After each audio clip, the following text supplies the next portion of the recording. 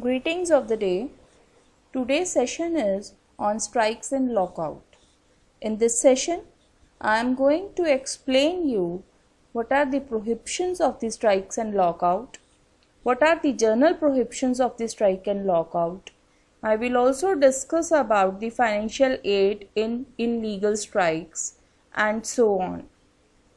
The objective of the session is to let you understand about the strikes, difference in lockouts, difference in retrenchment, and also enable you to find out the various rules and regulations so that in future you will be able to have the clarity of these aspects.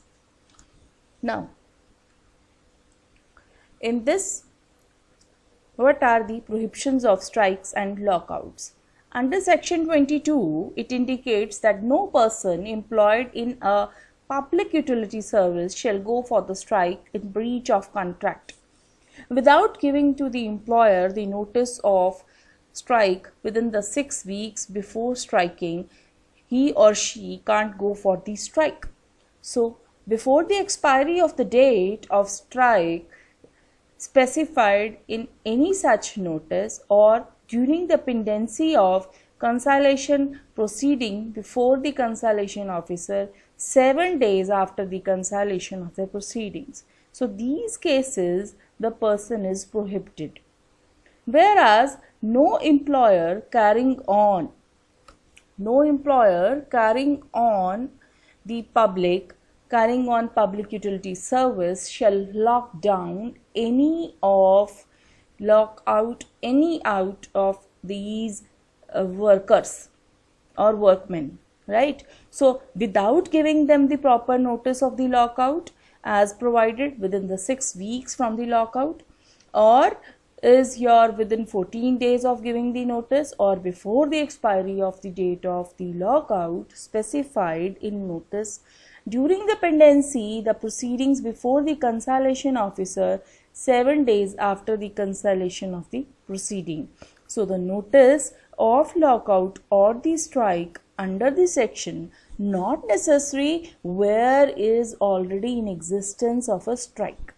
So notice of the strike refers to the person or the persons in the manner as it is prescribed, right? So during the pendency of the conciliation proceeding before the conciliation officer or 7 days after the conclusion of the proceeding which is to be taken place, right?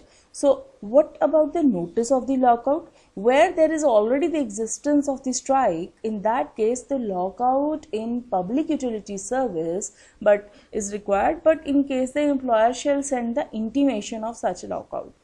Number 2 is where the notice of the strike referred given by such number of persons to such persons.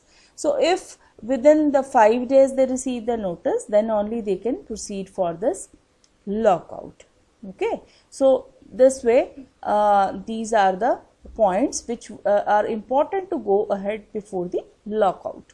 Now if I talk about the prohibitions, what are the prohibitions or where are the prohibitions of strike or the lockout? So prohibitions or the of the lockout or the strikes of the lockout. So no workman employed in any industrial establishment shall go on the strike in breach of a contract, and no employer in any such workman declare a lockout. So during the pendency of the proceeding before a labor court tribunal and 2 months after the conclusion of such proceeding, or during the pendency the arbitration proceeding before an arbitrator and 2 months after the conclusion of the proceeding. So these are the cases where the prohibition of strike and lockout was there. Now what is that illegal strike or the lockout? See, illegal strike is a strike or a lockout that is said as illegal in the 2 circumstances. As per the section 23, it is commenced or declared in contravention of section 22, or it is continued in contravention in order made as per the section 10(3), or where the no person can extend or apply any money indirect to the illegal strike, or strike illegal is always and always punishable, right? So this is illegal strike and your lockouts. Now, what do you understand by layoff and the retrenchment?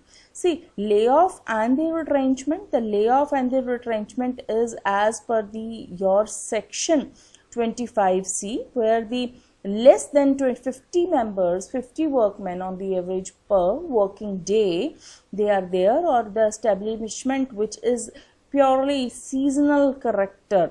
So in those cases, the layoff and the retrenchment is actually taken place, right? So what is that and how it is taken place, that is somewhat which we are going to discuss in the session. So in this these, not only this two, if I am going to explain about this section 25, it simply indicates that the application is that it inclusive, not apply to the industrial establishment to which the chapter 5 applies, but is to industrial establishment in which less than 50 members or on the average per working day have been employed in the preceding calendar month, right?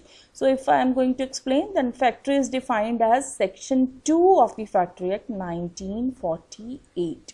Okay, so this is your what we say, layoff and the retrenchment. Now, continuous service, what do you understand by continuous service? So section 25B indicates clearly, or it provides a clear definition of the continuous service, where the workman is in a continuous service for a period, and or you can say uninterrupted period of service, which includes the service may be in uninterrupted on the account of the sickness, is not illegal, right? So where a workman is not a continuous service within the meaning of clause for a period of 1 year or 6 months, or for a period of 1 year where 190 days or 240 days are there, or in case of a period of 6 months, 6 calendar month, 90 days or 120 days are there.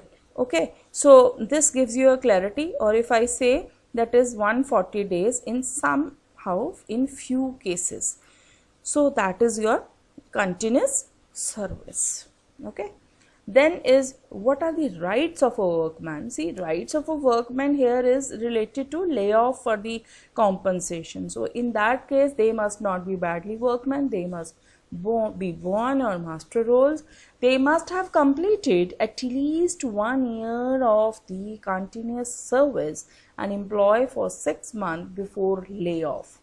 They must have the compensation equal to 50% of the total of basic wage or the dearness allowance, or in case of the 12 months laid off more than 45 days, and no compensation during 12 months after the expiry of that 12 months is there. That is their right. Okay, now who are the workmen who are not entitled to compensation in certain cases? Though are in case the strike or they are go slow, in case they refuse to accept the alternative employment, or in case they does not present himself at the appointed time.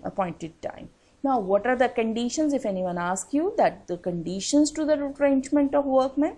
So the conditions to the requirement are retrenchment of the workman is 1 month notice in writing, and definitely workmen be paid equally to 15 days of the average pay.